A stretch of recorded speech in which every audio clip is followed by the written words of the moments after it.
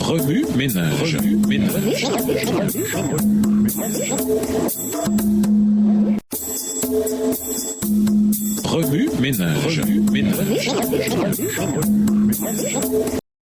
Bienvenue à votre émission Remue ménage. Nous voilà la leçon de lundi, interprétée au cœur du conflit. L'histoire de Job dépeint de manière vivante le conflit entre le Christ et Satan, illustrant que la souffrance n'est pas le reflet du caractère de Dieu, mais plutôt l'œuvre d'un adversaire déterminé à faire du mal. De la condition tragique de notre monde, Jésus a lui-même dit dans une parabole, c'est un ennemi qui a fait cela. Matthieu 13, verset 28. Le livre de Job révèle le lien entre la souffrance et Satan. D'ailleurs, le mot Satan apparaît plus fréquemment dans Job que dans tout autre livre de la Bible. L'apologète chrétien et professeur Sean McDowell a posé cette question. Vous êtes-vous déjà demandé comment Dieu et Satan pouvaient être engagés dans une véritable lutte cosmique ? Puisque Dieu est tout-puissant et que Satan est un être limité, comment pourrait-il être en conflit réel ? Il ne s'agit pas d'une lutte de pouvoir classique. Il y a autre chose. Le conflit entre Dieu et Satan n'est pas une lutte de force comme un combat de lutte. L'enjeu est infiniment plus important que l'ego. Cette controverse est une guerre d'idées.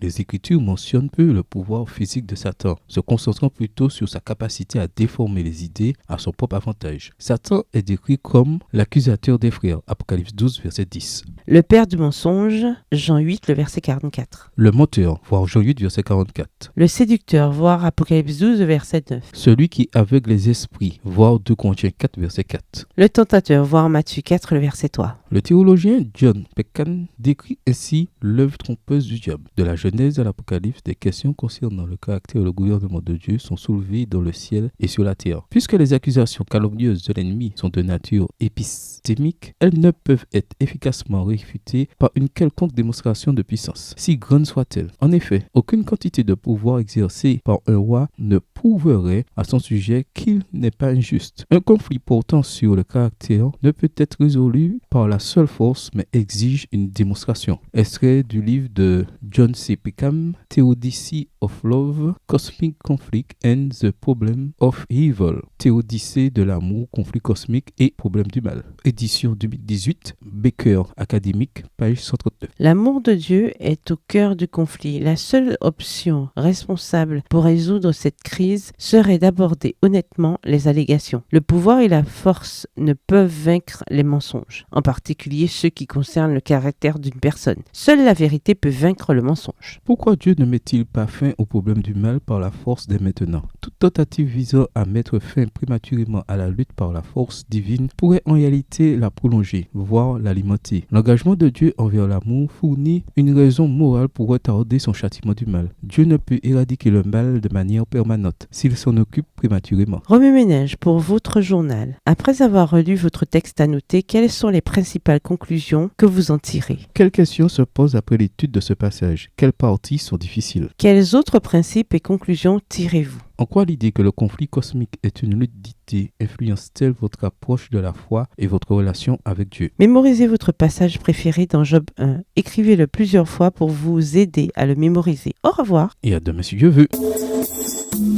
Remue ménage. Remue ménage.